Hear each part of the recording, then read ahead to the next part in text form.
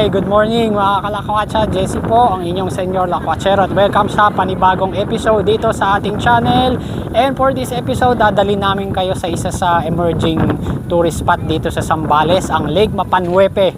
So samahan nyo kami hanggang sa dulo ng video as we fully explore Lake Mapanhuepe so that we all can see what Lake Mapanhuepe has to offer. At sa later part po ng video, syempre abangan nyo yung aming important things to consider para maging guide nyo sa pagpunta dito sa Lake Mapanhuepe. Kung magustuhan nyo po ang video na to, iniimbitahan po namin kayo to please hit the subscribe button, kasama na po yung notification bell para po updated kayo sa aming next and upcoming video at maipasyal namin kayo sa exciting at magagandang lugar kagaya ng Lake Mapanhuepe. So ano po pong hinihintay natin? Tara, let's explore Lake Mapanhuepe here in San Marcelino, Zambales. Tara, lakwasan na tayo! Let's go!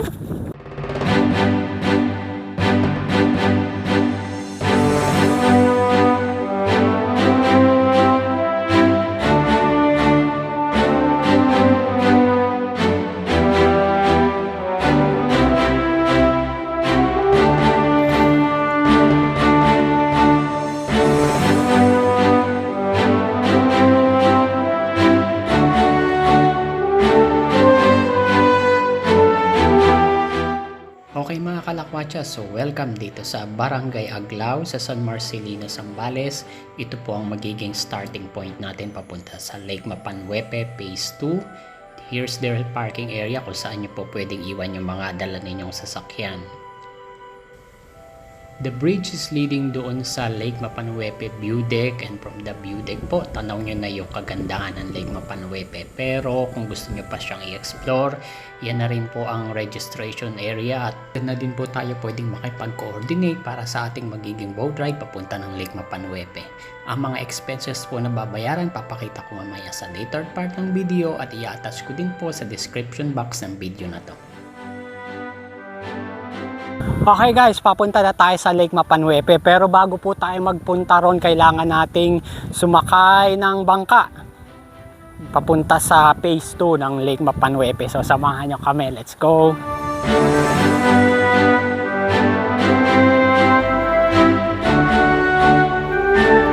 Guys, good morning! So ready na tayong mag-boat ride papunta sa Lake Mapanhuepe. Ang ating boatman, ang poging-poging si Sir Leo Alvaro. So, samahan nyo kami. Let's go!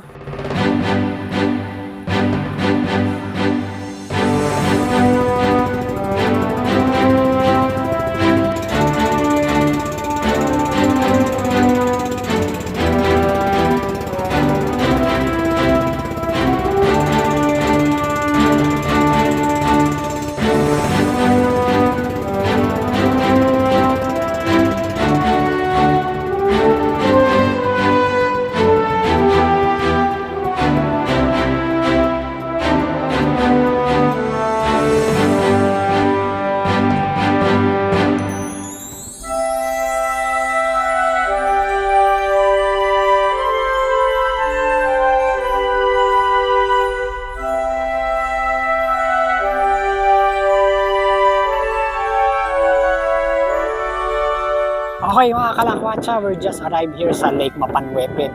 So after mga 10 to 15 minutes boat ride, nakarating na po tayo dito sa phase 2 ng Lake Mapanhuepe dito sa San Marcelino, Zambales.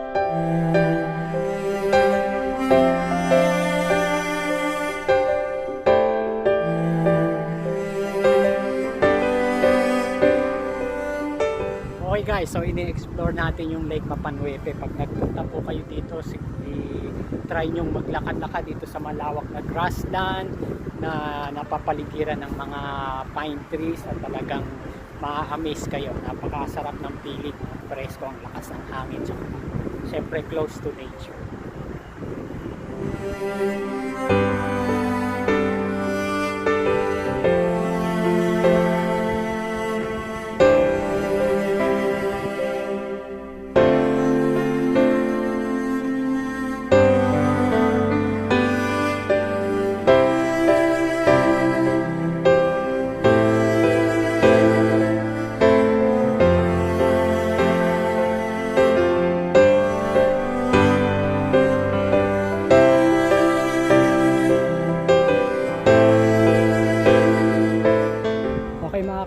So ano ang activities na pwedeng gawin dito sa Lake Mapanwepe?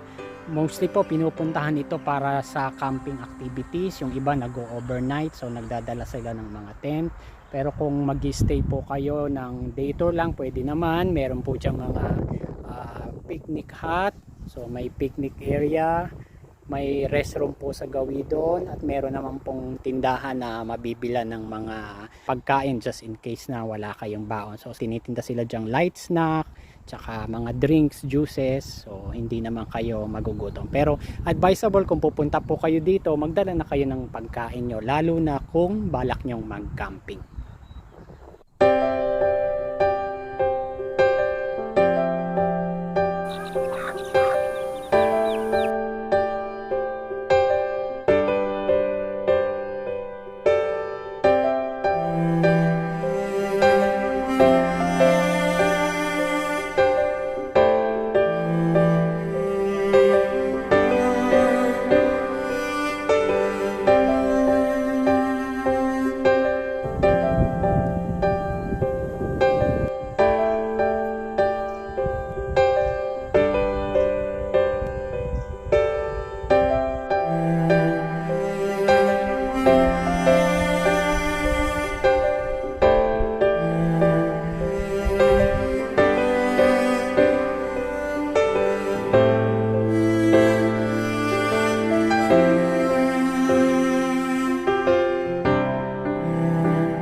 Okay mga kalakwatsa, as we wrap up our stay dito sa Lake Mapanwepe, some important things to consider. So kung paano pong magpunta, dalawang ways po ang pwede nyong gawin para marating ang Lake Mapanwepe. Una po ay via Lahar Trail at pangalawa naman ay yung via boat ride.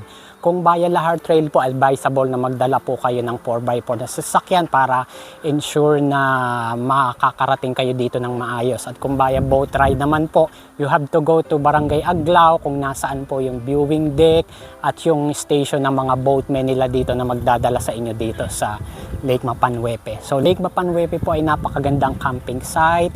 You can spend here a day kasama inyong friends and loved ones, mag-appreciate ang kagandahan ng nature, ang kagandahan ng Lake Mapanwepe. Pwede din po naman ang overnight kung gusto nyong magstay, mag-camping. You have to bring your own gamit syempre para sa comfortable na stay. Kung type nyo po ang outdoor activity at mahilig kayo sa magagandang tanawin, then Lake Mapanwepe is a must place to visit for you. Kung na-appreciate nyo po yung mga ganitong kagagandang mga tanawin, hindi po kayo magsisisi sa pagpunta dito sa Lake Mapanwepe.